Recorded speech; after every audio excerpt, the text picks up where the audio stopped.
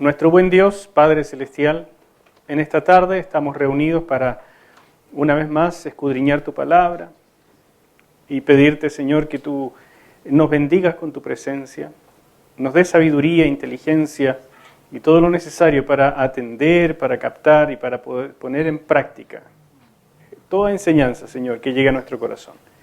Ayúdanos, Señor, a que no sean palabras muertas, que no sean solamente temas dirigidos a la mente, sino que verdaderamente puedan bajar al corazón y los hagamos vida. Te lo pido en el nombre de Jesús. Amén. Vida espiritual, clase número 7. ¿Cómo escuchar la palabra? Última clase sobre este tema de las disciplinas del libro. El curso comenzó enfocando las disciplinas del corazón, que tiene que ver fundamentalmente con nuestra identidad, con el conocimiento de Dios, con la relación con el Señor y todo eso que es lo central y obviamente lo primero, lo básico en la vida espiritual. Después tomamos un conjunto de cosas que se llaman disciplinas del libro o disciplinas para oír a Dios, que tiene que ver con la oración, que tiene que ver con la meditación, la oración contemplativa, la lectura divina o lectio divina y cosas de esa naturaleza. Y vamos a terminar en las últimas dos clases, las que vienen, con lo que se llaman las disciplinas de la comunidad. O sea, aquellas cosas en que la vida espiritual se vuelve ya comunitaria y empezamos a ministrar y empezamos a tener relación con el prójimo de una manera especial, espiritual. Y creo que eso va a ser también muy importante para nosotros, porque definitivamente esta es una escuela ministerial. O sea, estamos aprendiendo cosas para nosotros, pero para poder ponerlas en práctica también donde las papas queman, con la gente, en la iglesia. Bueno, ¿cómo escuchar la palabra de Dios? Hay una palabra que llamamos palabra viva, que se refiere a Jesús, el Logos encarnado. Esa palabra que habita en nosotros y que es modelo para nosotros. O sea, la persona misma de Jesucristo. Hay una palabra que se llama la palabra escrita, la Biblia, la revelación, los 66 libros que nosotros consideramos nuestra única norma de fe y conducta y que llamamos, ¿no es cierto?, Biblia. Esa es otra cosa.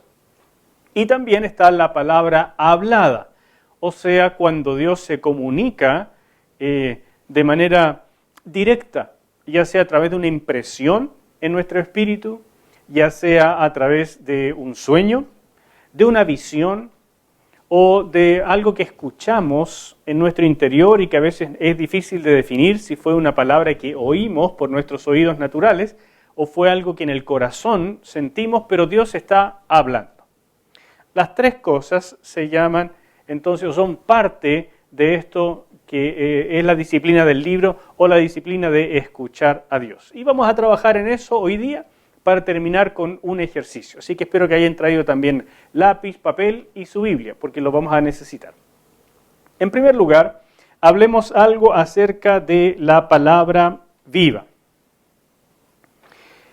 Se trata de escuchar a Dios a través de la persona de Jesucristo, de la revelación que tenemos del Señor Jesucristo en las Escrituras, de cómo Él era, de la manera en que Él se relacionaba, de su propia búsqueda de Dios, de la imitación de Cristo, del Cristo revelado en los Evangelios, del Cristo que se sigue revelando a través del Espíritu Santo, del mismo Espíritu que lo habitaba Él y que nos habita ahora a nosotros y nos ha hecho hijos de Dios. Y no solamente hijos en términos generales, sino hijos muy amados, de tal naturaleza que podemos decir Abba, o sea, papá, padre, papito, con la misma fuerza y el mismo derecho que hacía nuestro Señor. Entonces, esa palabra viva habita en nosotros. Y para que realmente tenga un fruto potente, tenemos que llegar con esta actitud con que María escuchó al ángel. Hágase conmigo conforme a tu palabra. Nosotros ya hemos visto varias veces esta imperiosa necesidad de llegar delante del Señor con esta actitud de que lo que tú me digas, Señor, amén. Lo que tú me digas, sí. Dame comprensión, Señor, dame sabiduría Pero parto diciendo, Dios Santo, quiero escucharte con un sí en mi boca. Y esa es una actitud notablemente importante a la hora de relacionarnos con la palabra viva. Porque toda la vida de Jesucristo es sumamente desafiante. Entonces, cuando uno se transforma en observador de la Escritura, es casi como que Jesús fuera el ratoncito blanco del laboratorio y nosotros empezamos a hacer esquemas de lo que Él hacía, de lo que Él decía, de lo que se puede y no se puede hacer, de lo que puedo llegar a imitar y lo que no. Pero cuando Jesús es la palabra viva, entonces yo me acerco a Él diciendo, ¿qué vamos a hacer, Señor, tú y yo este día? ¿Qué vas a hacer tú en mí este día? ¿Qué voy a hacer imitándote este día? Y esa actitud de sumisión, hágase conmigo conforme a tu palabra, es una violenta revolución contra la carne. Por eso que requiere un entendimiento acerca de la vida espiritual, un compromiso en relación con la vida espiritual. ¿Me explico? El Salmo 95, versículos 7 al 9, también lo dijo y lo dijo de esta manera. Porque Él es nuestro Dios, nosotros el pueblo de su prado y ovejas de su mano. Si oyereis hoy su voz, no endurezcáis vuestro corazón como en Meriba, como en el día de Masá, en el desierto, donde me tentaron vuestros padres, me probaron y vieron mis obras. No endurezcan el corazón. Si uno llega a la palabra de Dios, a la palabra viva especialmente, y uno llega con un corazón crítico, con un corazón adolorido, endurecido, no un corazón abierto, no el corazón de adorador, entonces la palabra viva va a tener muy poco que decirnos. Es como que nosotros llegamos queriendo escuchar a Dios, pero al mismo tiempo diciéndole, pero dime algo que me guste, dime algo que me convenga. Y de esa manera va a ser poco lo que vamos a recibir. Entonces, al llegar al final de esta etapa, de tratar de escuchar la palabra de Dios, de que ésta se haga realmente algo sumamente experiencial y no la actitud del estudiante de Biblia, sino la actitud del devoto hacia la Biblia, hacia Jesús, hacia el Espíritu Santo, entonces la manera en que nos acercamos es vital. ¿Me explico hasta acá? Aquí es donde entra la necesidad de la meditación de los pasajes bíblicos, especialmente de los evangelios. Si uno medita la palabra, lo que está haciendo es tratar de involucrarse en el texto. Uno ya no toma un texto como un lugar de estudio, sino que uno toma un texto como un lugar de experiencia. Esa es la diferencia de la meditación con el estudio. En la meditación, yo leo, por ejemplo, un pasaje bíblico y entonces yo no empiezo a examinar la actitud de los discípulos, las palabras de Jesús, sino que yo me vuelvo un discípulo. Yo me pongo en el lugar de los discípulos. Yo experimento lo que están experimentando los discípulos. Y por eso es tan importante la oración contemplativa que va junto con esto.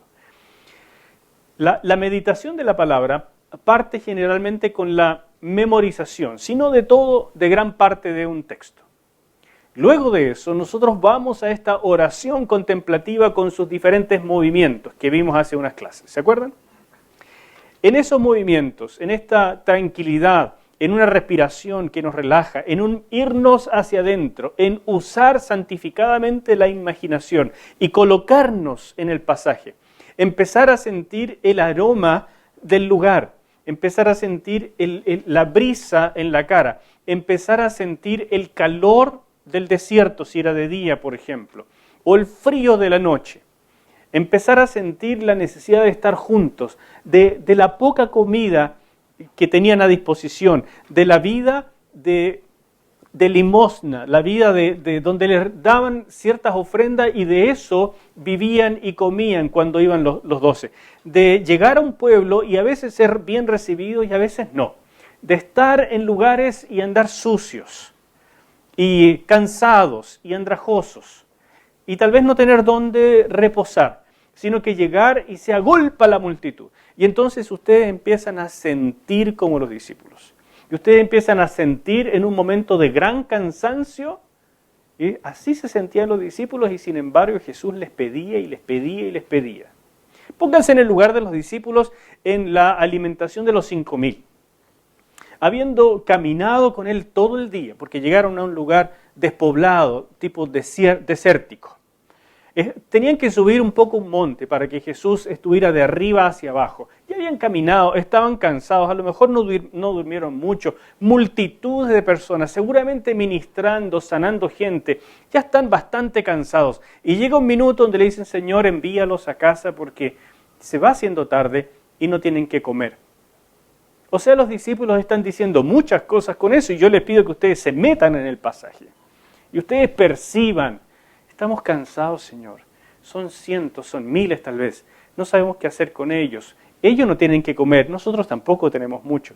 Ya es hora de descansar y la verdad, Señor, mire, ya se me agotaron las pilas de sanar gente y de sobar heridas y de todo. Mi día solo tiene 24 horas. Y Jesús le dice, denles ustedes de comer. La tensión de ese momento, el lugar despoblado, la sensación de impotencia, el olor de miles de personas. Todo eso uno lo va sintiendo y de pronto, cuando ve las cestas llenarse de comida y ustedes es uno de los que reparten, el pasaje dice cosas muy diferentes. Eso es meditar la palabra. ¿Me entienden? Eso es estar con la palabra viva y dejar que Él nos hable. Que es muy diferente que examinar el pasaje teológicamente y ver por qué en un momento se llaman cestas de tal tipo y cuándo es la alimentación de los 5.000 y cuándo fue la de los 4.000 y si se parecen o no.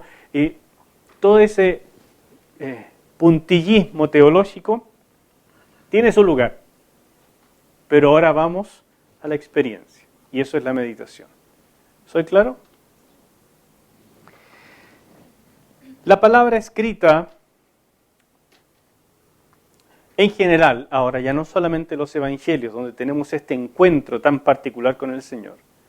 La palabra escrita, en general, tenemos que tener este acercamiento donde leemos no para ser instruidos, sino para ser formados. Y fíjese que este es un acercamiento de base. Esta es una forma de llegar a la Biblia. Ahora, es necesaria la lectura para ser instruidos. Permítame decirle que cuando uno lee libros acerca de la meditación cristiana, acerca del misticismo cristiano, ellos hablan bastante fuerte en contra de la instrucción, porque necesitamos la formación del espíritu. Y tienen toda la razón. Pero tienen la razón porque ellos vienen de vuelta. Ellos ya pasaron por la instrucción. Y el problema que yo veo es que si esto lo enseñamos demasiado pronto y las personas leen la Biblia sin ninguna instrucción, entonces, en lugar de que la Biblia les hable, y mejor aún, de que la Biblia los lea a ellos, lo que las personas hacen es meterle a la Escritura sus propias experiencias. Y leen la Biblia a partir de sus experiencias, lo cual no es una lectura justa tampoco.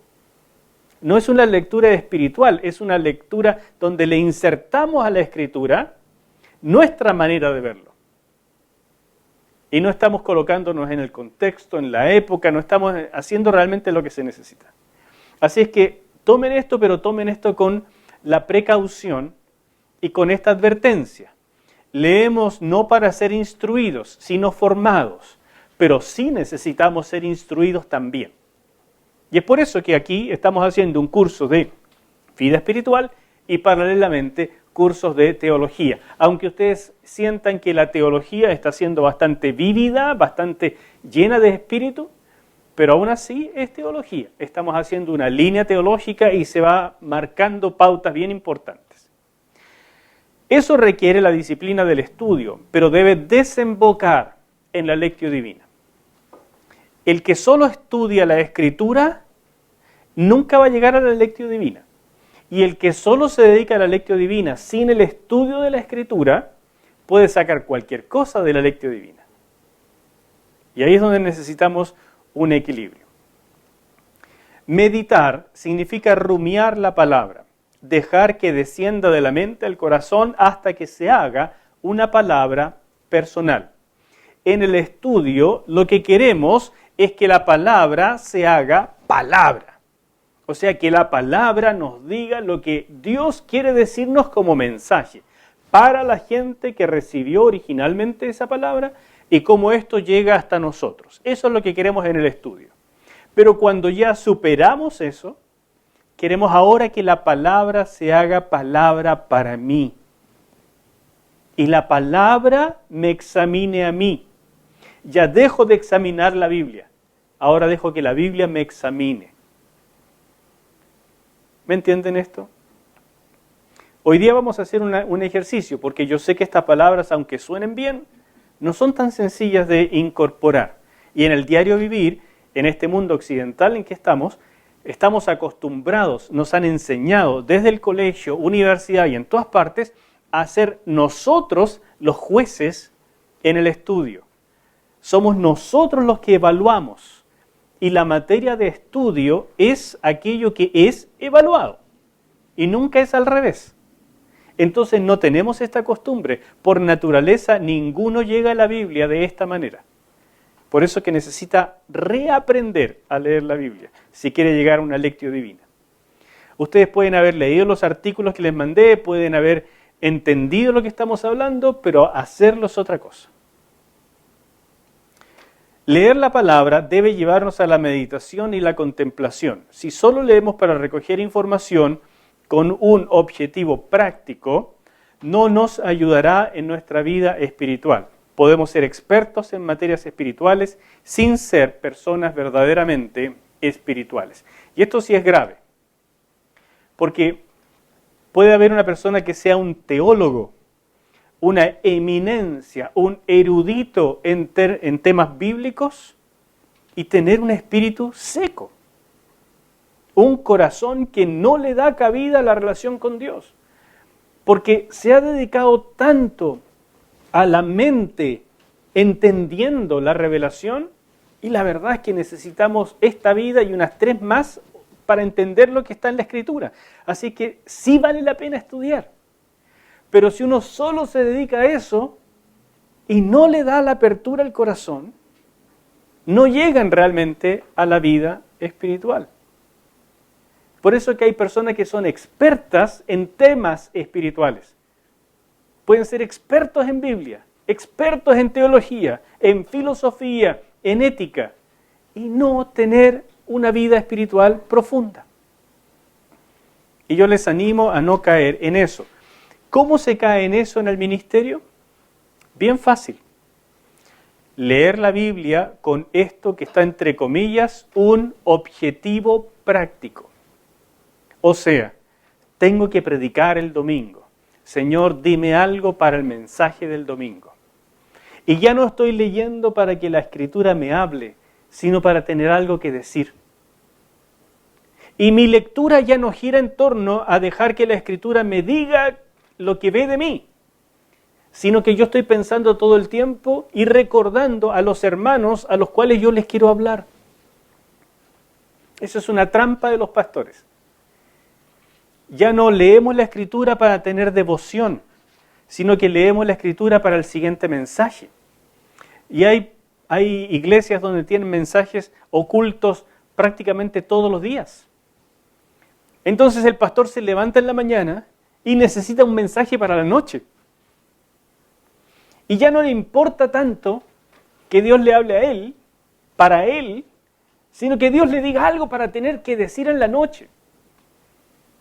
Y entonces empieza a pensar en la consejería que tuvo, ese problema, donde hay un pasaje que se asemeje y hago un mensaje sobre eso. Y empieza a pensar en lo que supo, que se dijo, y que entonces está dando vuelta en la congregación. ¿Dónde hay un pasaje sobre ese tema? Y empiezo a hacer un mensaje. Y empiezo a funcionar en torno a temas prácticos. Y no tengo una relación con la Escritura y el Señor de la Escritura. ¿Soy claro con esto? Hermanos míos, les estoy hablando desde lo profundo del corazón y la experiencia. Esto es escuela ministerial y les estoy preparando para tener una vida espiritual en el ministerio. Porque es fácil estar en el ministerio y estar más seco que una momia, cumpliendo y cumpliendo lo que se pide de mí. Y finalmente no tengo ya más nada que entregar. Me sequé.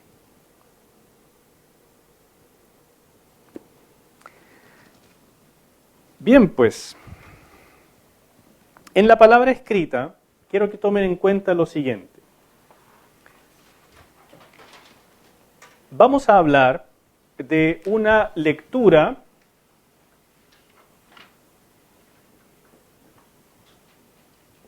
para observación.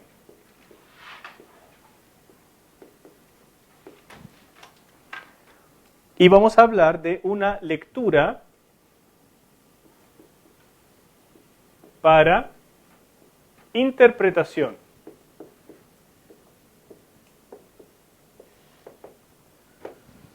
Estas dos cosas es lo que llamamos estudio bíblico o métodos de estudio bíblico.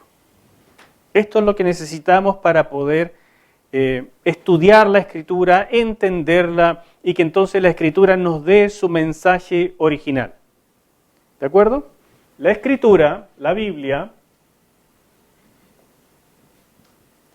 tiene un mensaje que es el mensaje original para los receptores originales.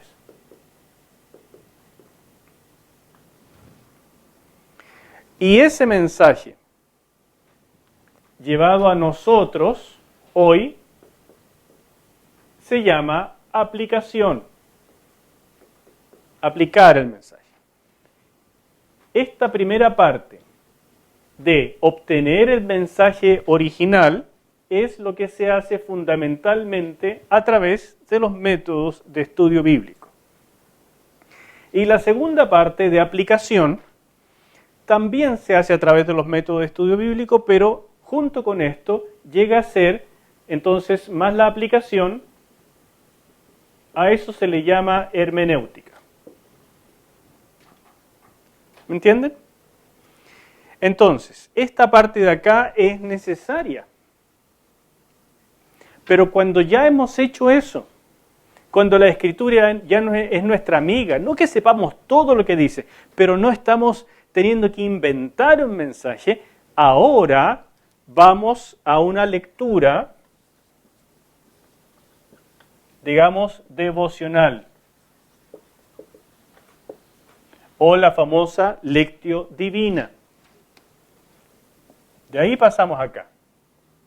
La lectio divina, la lectura contemplativa, la lectura meditativa.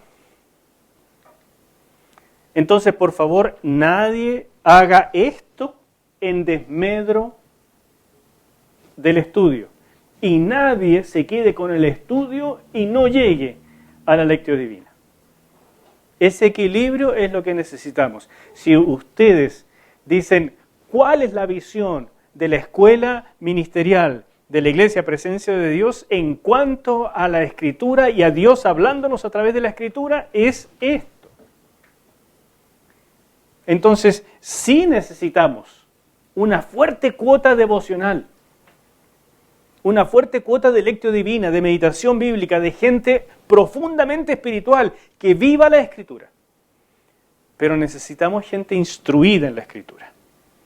No personas que hablen porque escucharon un mensaje en internet, porque googlearon algo, porque leyeron rápidamente y un texto les vino y como que Dios me habló y a lo mejor lo que Dios le habló ahí no tiene que ver con porque está mal traducido el texto o porque vieron una versión inapropiada o porque no lo están comparando con otro texto que dice lo contrario, entonces lo están entendiendo mal.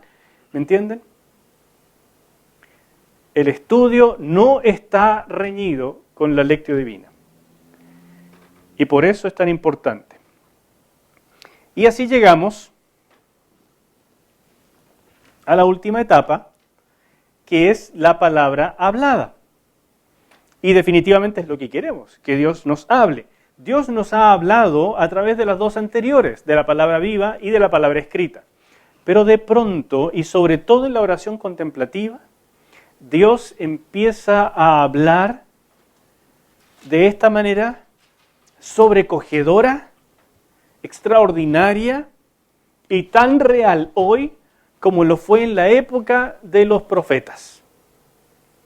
Es la forma en que Dios habla, como por ejemplo le habló a Elías. La palabra rema, la palabra que nace del silencio y la soledad, donde se oye la suave voz de Dios. Cuando lo oyó Elías, dice 1 de Reyes 19:13, cubrió su rostro con su manto y salió y se puso a la puerta de la cueva. Y aquí vino a él una voz diciendo, y ahí es lo que el Señor le habló. O sea, todo lo anterior era preparación para 4 palabras. ¿Qué haces aquí, Elías? Eso es lo que Elías oyó. Eso es lo que nosotros podemos oír también en una oración contemplativa. Y les aseguro que uno escucha 4 palabras del Señor y queda lona. Porque es sobrecogedor, es espectacular, es magnífico. Es todo lo que uno necesita. Pero para eso, Elías llegó a este lugar solitario. Elías estaba realmente en condiciones paupérrimas en ese momento, muy difíciles. Elías supo distinguir entre el viento terrible, el fuego, el terremoto, de la voz de Dios. Elías es un hombre de experiencia en la soledad. Por eso, el profeta Jeremías dice algo como esto. Porque ¿quién estuvo en el secreto de Jehová y vio y oyó su palabra? ¿Quién estuvo atento a su palabra y la oyó? Eso es lo que dice Jeremías en contraste con los profetas falsos de su época, que decían, yo traigo palabra de Dios, yo traigo. Y Jeremías decía, ustedes no han escuchado nada. Ni siquiera saben dónde es el silencio y dónde es el secreto de Jehová. Porque yo he estado ahí, yo sé de qué se trata. Y ustedes son voladores de luces. Y a decir verdad, hermanos, cuando uno ha estado en el secreto del Señor y ha escuchado estas 4 palabras, a veces lo que aparece en la televisión, en la radio, en conciertos, en conferencias, no es tan punch como parece. Pero la idea de esta escuela no es criticar a nadie, sino ayudarles a ustedes a tener una experiencia y una vida espiritual profunda. ¿De acuerdo? Se requiere tiempo, se requiere de la soledad, de estar en el Señor, de buscarlo mucho. Así es que para que esto sea realmente algo valioso, vamos a hacer un ejercicio. Les animo, como Elías, a saber distinguir la voz de Dios de otras voces, especialmente de sus propios pensamientos, de su conciencia y de sus intenciones. La clase número 5, paramos un rato importante para ver eso, la diferencia entre la voz de Dios y nuestros propios pensamientos. Yo les pido que esto lo revisen. La verdad es que les ruego que este curso que ha quedado grabado, ustedes lo vean más de una vez. Yo creo que les va a hacer sentido esto por mucho tiempo. Y las cosas que se dicen acá, que están pasando muy rápido por sus oídos y por su mente, van a necesitar verlas más de una vez para captarlas. Les animo, tómense el tiempo, no es un tiempo perdido, es un tiempo invertido. Pero hoy día vamos a hacer un ejercicio. Así que si usted tiene su Biblia, yo les voy a pedir que ustedes abran la Biblia en Levítico capítulo 1. ¿Por qué me voy a un libro como Levítico? En primer lugar, porque ustedes lo tienen que estar leyendo por el curso Antiguo Testamento 1. Y al pasar por Levítico, se habrán dado cuenta de que no se entiende mucho. ¿Les pasó? Sí, lo están leyendo, claro. Levítico capítulo 1. Y entonces, uno se pregunta, ¿y cómo hacer entonces una lectio divina de Levítico capítulo 1? O sea, muy diferente sería si el pastor nos dice, vamos a Mateo capítulo 3, ¿verdad? Uno dice, qué rico, algo entretenido va a pasar. Pero Levítico 1, ya parto sin entender lo que ahí está. Así que vamos a hacer un ejercicio en 3 partes. Vamos a hacer una lectura para observación, vamos a hacer una lectura para interpretación y vamos a hacer una lectio divina al final. ¿Les parece? Bueno, yo les voy a pedir que ustedes hagan unas ciertas cosas. Esto va a ser un ejercicio individual. Y les voy a dar unos minutos, cortito, 5 minutos cada vez. Entonces, en esos 5 minutos, ustedes hacen lo que les pido y enseguida lo vamos a revisar. Así que yo sé que vamos a alcanzar con el tiempo, no se preocupen, pero lo que les voy a recordar acá, en primer lugar vamos a hacer una lectura para observación, en segundo lugar una lectura para interpretación y en tercer lugar una lectura para ser leídos. De eso se trata la lectio divina. ¿Entienden la diferencia? En las 2 primeras, la escritura es el objeto de estudio y nosotros somos los que tenemos el control. En la tercera, en la lectio divina, nosotros perdemos el control y la escritura lo toma, que es como siempre debiera ser. La escritura, o sea, el Dios de las escrituras, usa su palabra y empieza a decirnos lo que Él ve de nosotros a través del pasaje. ¿Me entienden? Ya. Sí, como sé que no lo entienden, vamos al ejercicio. Lectura para observación. ¿Todos tienen Levítico capítulo 1? La tarea es la siguiente. En los próximos 5 minutos, ustedes van a elaborar preguntas al texto del capítulo 1 de Levítico, preguntas cuya contestación es obvia. No empiecen todavía, si no les he dicho, empiecen. No sean apurones, si tienen sus 5 minutos. Van a tener entonces que sacar preguntas cuya respuesta es obvia. Por lo tanto, ustedes tienen que hacer la pregunta con la respuesta. La intención es como que ustedes fueran el maestro y le van a pasar estas preguntas a un discípulo de ustedes y le dicen, por favor, toma Levítico capítulo 1 y contéstame estas 3, 4, 10 preguntas. Y la persona se va a animar enormemente porque va a poder contestarlas fácilmente. Les voy a dar un ejemplo. En Levítico capítulo 1, ¿todos lo tienen abierto? Mire esta pregunta. ¿Qué animales podían usarse en las ofrendas traídas a Jehová? Y usted lo puede ver en los versículos 2, en el 10 y en el 14. Que alguien me responda, por favor. Muy bien, el versículo 2 dice vacuno u ovino, es oveja. ¿Y qué más en el 10? Ovejas o cabras. ¿Y en el versículo 14? Tórtolas o palominos. ¿Era difícil esta pregunta? No, evidente, ¿no es cierto? Entonces, esto tan sencillo es lo que quiero que hagan. Leen el texto y en 5 minutos hacen preguntas obvias, o sea, preguntas y respuestas. Adelante. Volvemos entonces. Me imagino que al hacer estas preguntas, ustedes notaron que el texto se volvía un poco más amistoso.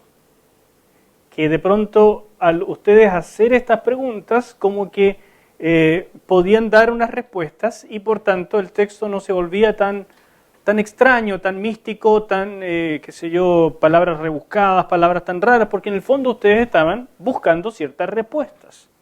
Esto nos ayuda enormemente, en primer lugar, a observar detalles y ordenarlos.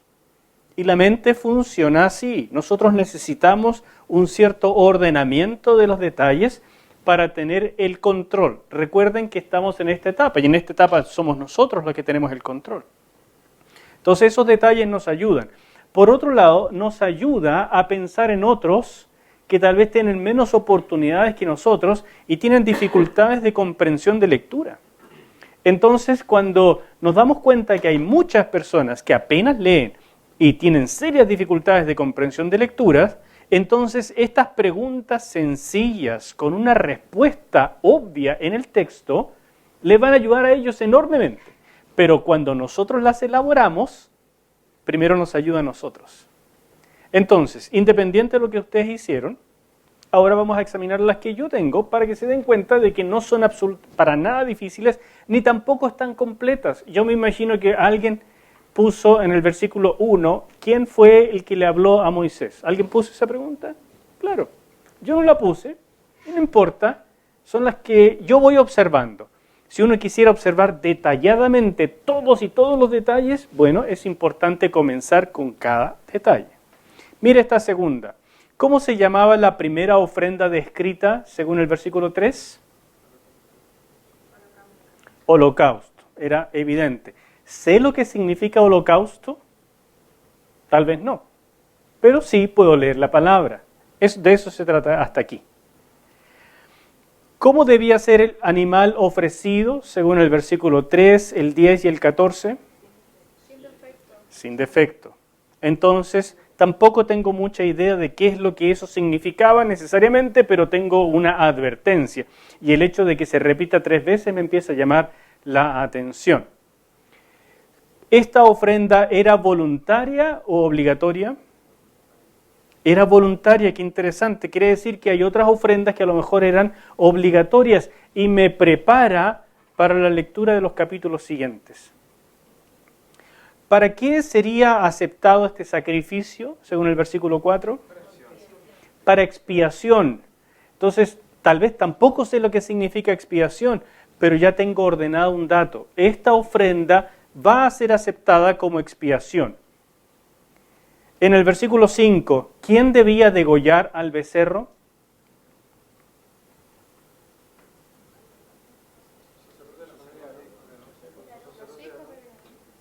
¿Quién debía degollar al becerro?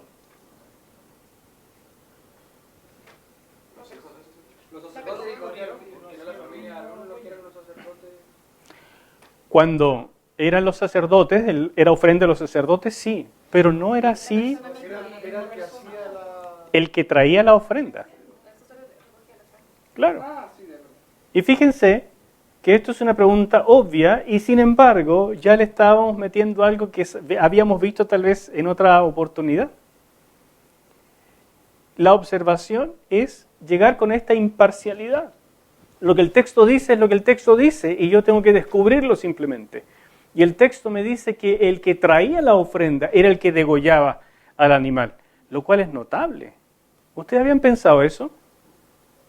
¿Que la ofrenda se degollaba por el mismo personaje que lo traía? ¿Por qué será? Tal vez no lo sé, pero me interesó el detalle. ¿Qué debía quemarse sobre el altar? Versículos 9, 13 y 17. La grosura. Todo. Había un orden, pero se quemaba todo. Y se repite 3 veces. Entonces, otra vez me llama la atención. Cuando algo se repite en la Escritura, me llama la atención. Tal vez no sé qué significa que se repita, pero me llama la atención. Y el hecho de que se queme todo, también me llama mucho la atención. Entonces son cosas re interesantes. Y el texto se me va poniendo familiar. ¿Cómo se describe al holocausto en el versículo 9? Ofrenda encendida de olor grato. Ofrenda encendida de olor grato. Muy bien.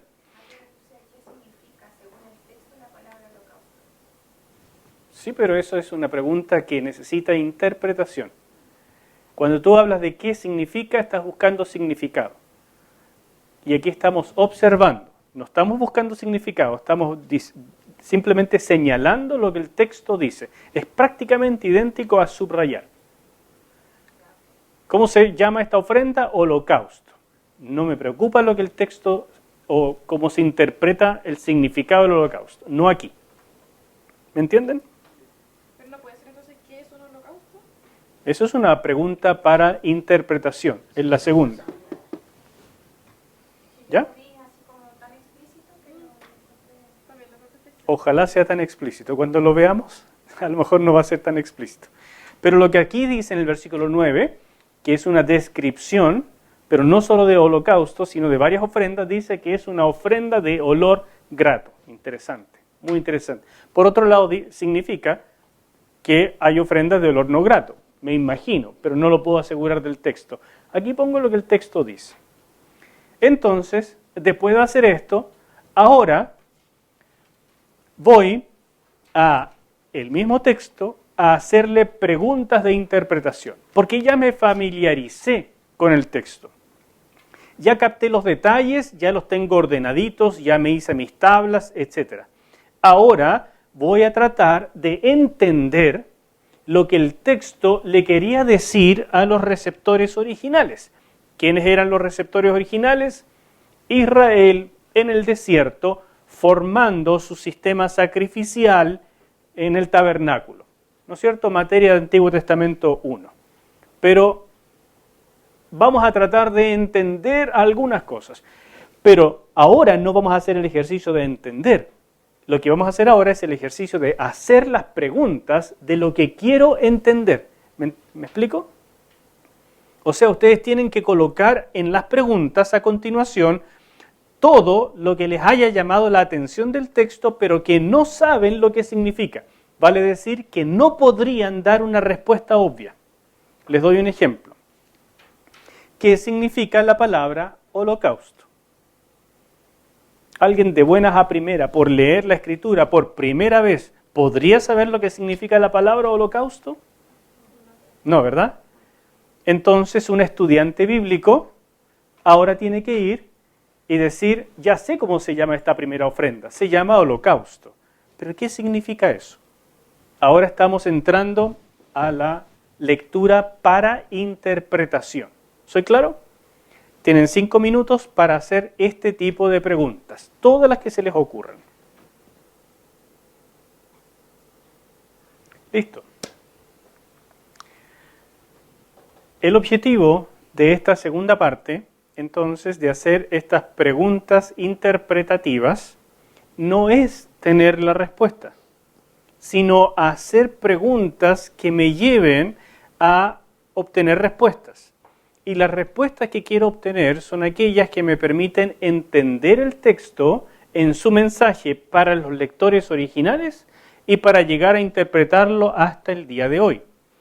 Las preguntas bien hechas van a obtener respuestas importantes. Las preguntas mal hechas o insulsas o que realmente no se hicieron con mucha dedicación, bueno, no van a tener ninguna respuesta.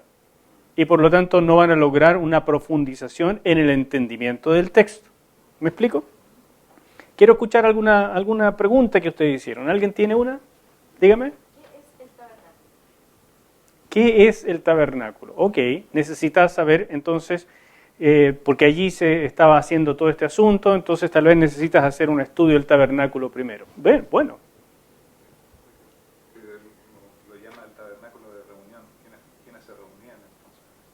¿Quiénes se reunían en el tabernáculo, ya que lo llamaba tabernáculo de reunión? Interesante pregunta.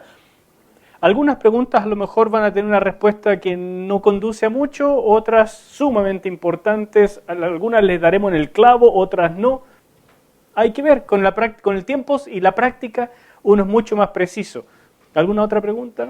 ¿Por qué en el caso de que se ofrenda un ave, es el sacerdote quien le arranca la cabeza a diferencia de los dos anteriores, vacuno y ovino?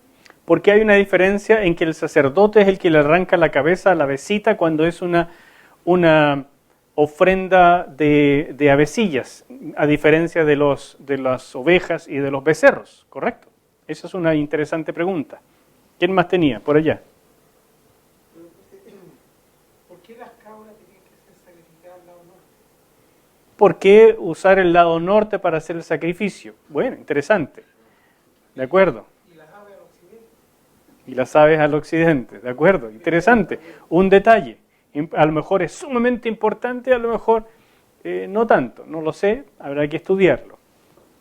Yo me fui a algo más básico y puse por qué era necesario ofrecer ofrenda a Jehová. Porque era necesario traer ofrendas, o sea, sacrificios. Qué interesante pregunta, porque va a la base. Ustedes recibieron, por ejemplo, en el Antiguo Testamento 1, un artículo sobre los sacrificios, donde precisamente pretende responder esa pregunta, porque es una pregunta importante. ¿Por qué existe este sistema sacrificial? Allá, Emanuel. ¿Por qué tenía que ser una ofrenda con animales? ¿Por qué usar animales?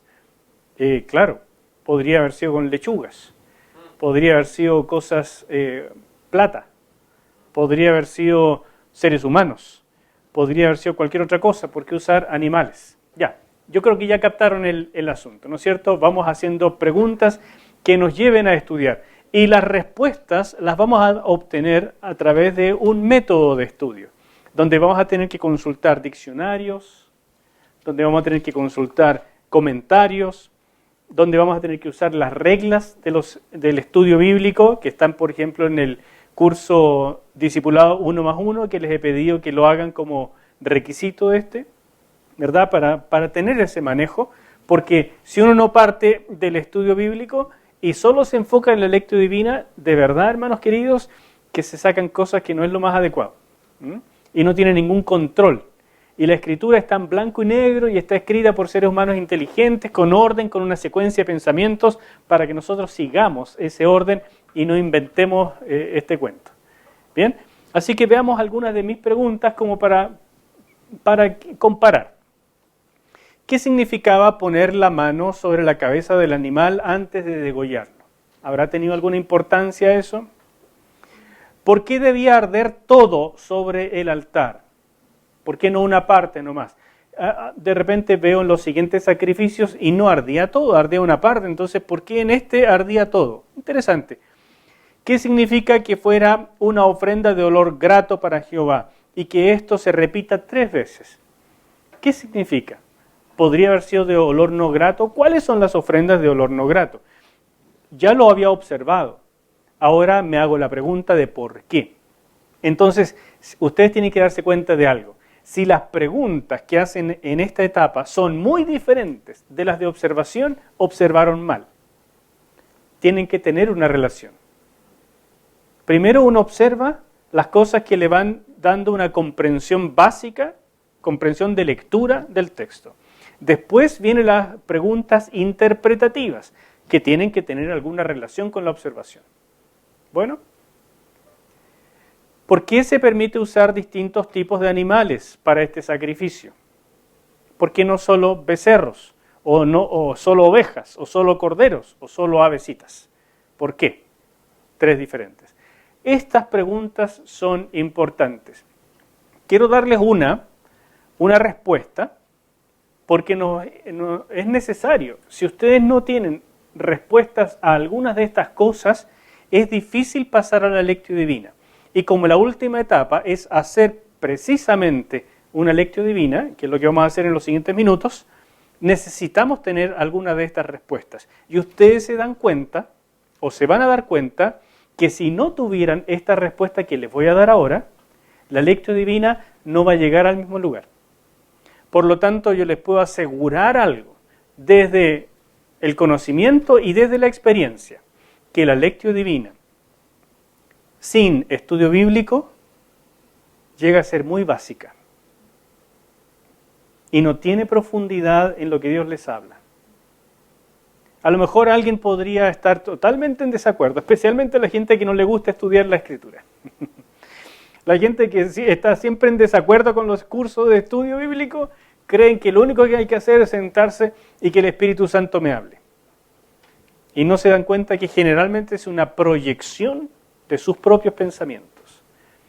Dejar que la Escritura nos hable es un ejercicio espiritual y es un ejercicio de disciplina. Entonces, yo les voy a dar el significado o la respuesta a una de estas preguntas. Y es la primera. ¿Qué significa la palabra holocausto? Si uno hace una investigación de esta palabra y de esta ofrenda en general, se da cuenta en primer lugar que la palabra holocausto es una transliteración. Significa que usa la palabra hebrea y simplemente la translitera al castellano.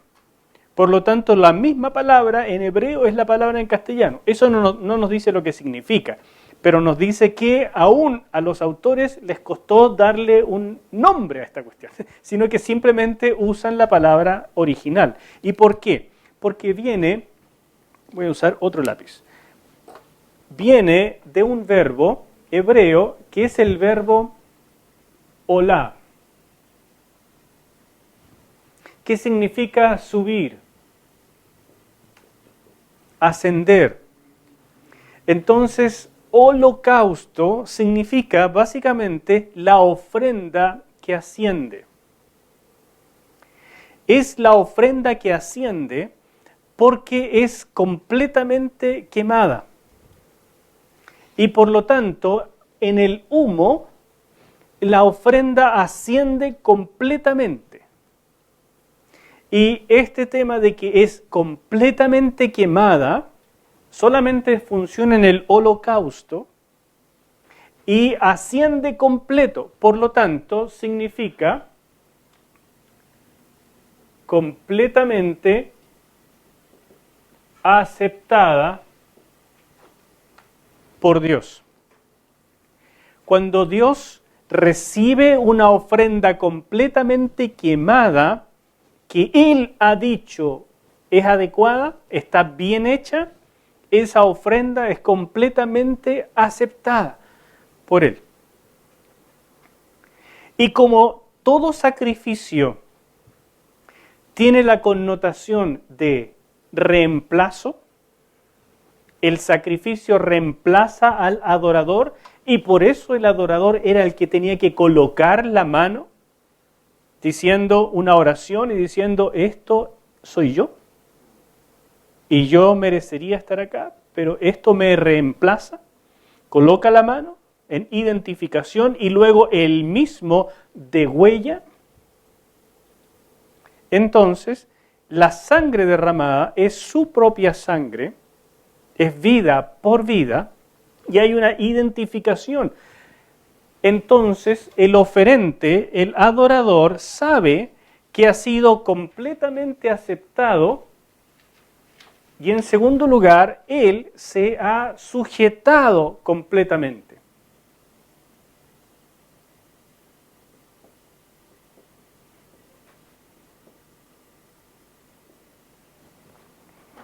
El que está haciendo la ofrenda se está entregando completamente. Por eso esta ofrenda no era la primera. Aquí en Levítico se coloca como la primera ofrenda porque era la más importante. Pero no era la primera ofrenda en el sistema ritual, sino que primero se hacían las ofrendas para tratar con el pecado y esas ofrendas se llamaban de olor no grato, porque quitaban el problema de la separación del pecado. Y después que quitaban con el problema del pecado, el adorador traía un holocausto. Y ese holocausto lo representaba a él, donde él simplemente decía, gracias Dios, que me aceptas completamente y yo me entrego completamente. Y por eso en esta ofrenda el adorador lo entregaba todo y era una ofrenda costosa. Si un hombre rico traía un palomino, le era contado por pecado, porque él tenía suficiente para hacer una entrega costosa. Entonces el hombre rico tenía que entregar un becerro. El hombre menos pudiente, pero que de verdad quería expresarle gratitud al Señor, compraba un corderito. Y los pobres compraban una palomita, porque Dios quería que todos tuvieran oportunidad. Entonces, con este pequeño estudio bíblico que les estoy haciendo, que es el resultado de los métodos de estudio bíblico, de hacer las preguntas adecuadas y de buscar las respuestas, uno empieza a ver la ofrenda del holocausto de una manera muy diferente. Uno se da cuenta, al compararla con el Señor Jesús, que Él no se reservó nada y que Él es el holocausto que me representa. Jesús representa todas las ofrendas levíticas. En el caso del holocausto, Él es completamente ofrendado. No hay una parte que se quiebre y que quede en otra parte. No lo machucan ni lo cortan en pedacitos. No se reserva nada. Todo asciende al Señor. Es la ofrenda completamente entregada. Y nos representa. Y en Jesucristo podemos saber que estamos completamente aceptados. Y en Él nos entregamos completamente. Ese es el significado para los tiempos originales y el significado para la iglesia. Entonces, muy en breve, porque hay miles de detalles que no les he dicho, pero teniendo este conocimiento ahora, vamos a la lectio divina. ¿Ya? Y en la lectio divina, tomamos un pasaje como Levítico 1, que les aseguro que casi nadie usa para hacer una lectio divina, y empezamos a disfrutarlo. Y somos nosotros los que cerramos los ojos y somos un sacerdote o somos un adorador, que venimos con un corderito que nos ha costado plata, pero venimos porque estamos muy agradecidos, porque el Señor nos ha rescatado, nos ha perdonado, nos ha salvado, nos ha sanado de una enfermedad y queremos mostrar mucha gratitud. Y venimos con un corazón lleno de gratitud y de amor. Y lo que estamos entregando no es una cosa que nos sobre, es una cosa que nos costó mucho dinero y que nos representa a nosotros. Entonces, yo me estoy colocando en ese altar. Y ese corderito no es cualquier corderito, es un corderito de mi majada. Entonces, lo conozco, lo vi nacer, le tengo nombre, y soy yo el que lo degüello. Y soy yo el que veo cómo deja de vivir. Y la sangre es derramada y la sangre es esparcida de cierta manera. Y soy yo el que estoy siendo representado por ese animalito. Y entonces uno empieza a vivir. Uno empieza a vivir el pasaje. Y cuando lo empieza a vivir, el pasaje le va haciendo a uno preguntas.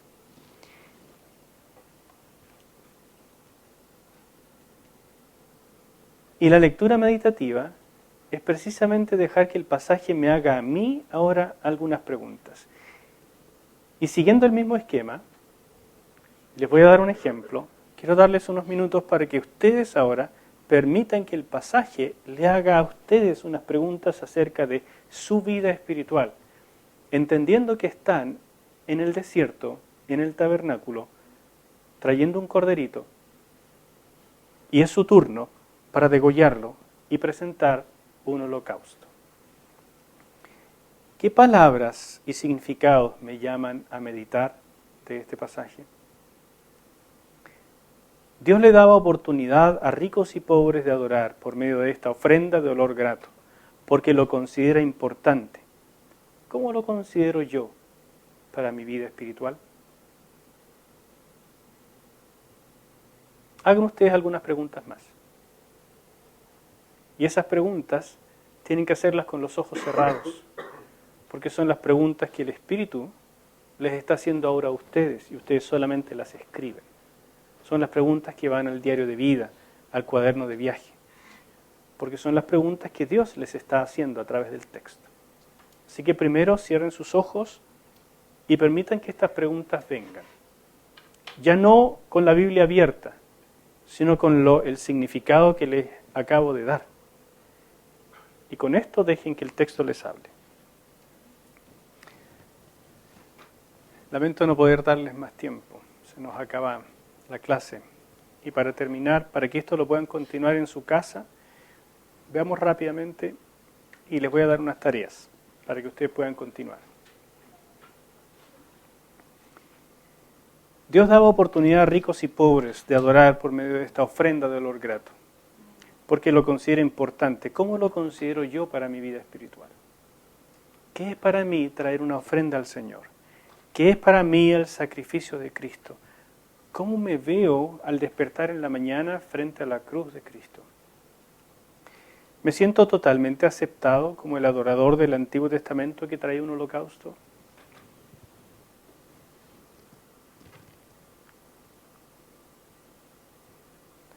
Cuando comienzo a orar, ¿me siento aceptado? Porque Cristo hizo todo lo que era necesario para yo ser aceptado. Cuando un adorador del Antiguo Testamento traía su holocausto, él salía de ese lugar con todo el peso de lo que había ocurrido, pero él tenía la certeza de que ese holocausto había subido y Dios lo había aceptado completamente, por lo tanto, él era absolutamente aceptado por Dios. Y él sabía que había entregado lo mejor. No traía un corderito con defecto, no traía un becerro machucado, no traía una avecilla premuerta o enferma.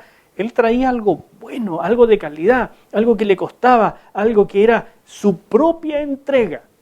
Por lo tanto, el adorador salía de ese lugar sabiendo: Dios me ha aceptado completamente y yo me he entregado completamente. ¿Tengo yo esa sensación cuando empiezo a orar? ¿Notan cómo el texto nos empieza a hablar a nosotros? El texto me empieza a mirar a mí. Si Jesús fue mi holocausto, ¿qué me hace sentir hacia Él? El que Él quisiera reemplazarme como un holocausto.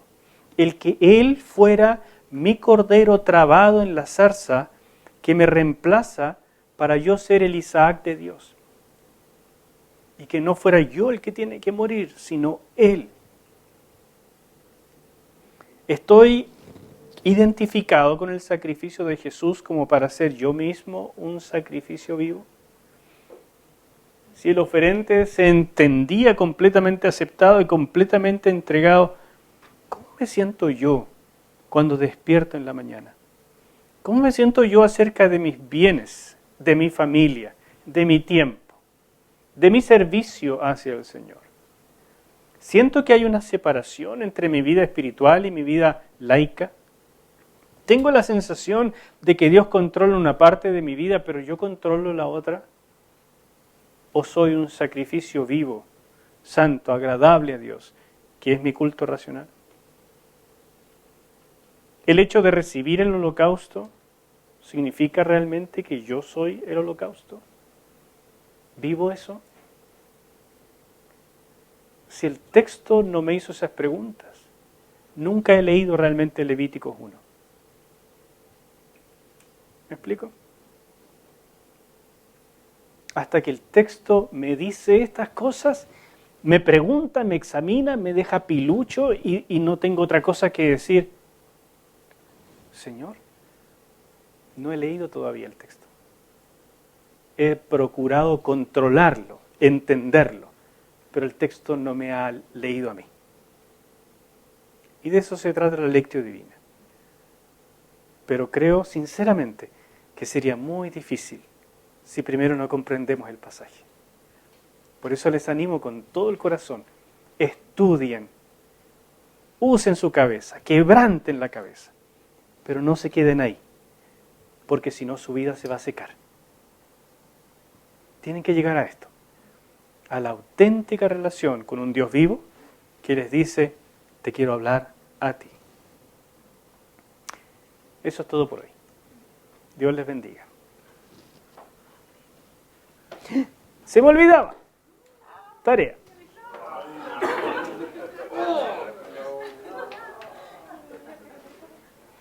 Para su beneficio. Acerca de las disciplinas espirituales, practique diariamente la disciplina de meditar en la palabra, o sea, la lectio divina, y termine el día con oración contemplativa acerca de lo que meditó de la palabra. Lo mismo que hemos hecho, pero ahora vamos agregando ya las cosas sabiendo hacerlas un poco mejor. Y para recomendarles algo específico, escoja un libro de la Biblia donde pueda practicar los 3 tipos de lectura que estudiamos: observación, interpretación y la lectio divina. Les sugerimos el libro de Números. ¿Por qué? Porque no es para nada un libro usado para esto. Y ustedes van a necesitar la observación, la interpretación y llegar a la lectio divina. Y como ustedes tienen un comentario sencillo que están haciendo para el curso antiguo 1, aprovechen pues. Aprovechen, ya que tienen que hacerlo, van a tener las dos cosas, la lectura de observación y la de interpretación. Después pasen a la lectio divina. Va a ser más sencillo. Para la próxima clase, por favor, tráiganme 3 capítulos de Números trabajados de esta manera. Observación, interpretación y lectio divina. No tiene que ser largo, me interesa más que nada la lectio divina y con las preguntas que ustedes hagan, yo voy a saber si hicieron las anteriores. Pero háganlo. Si no tienen esta práctica, chiquillos míos, es difícil que avancen. Fin de la clase 7.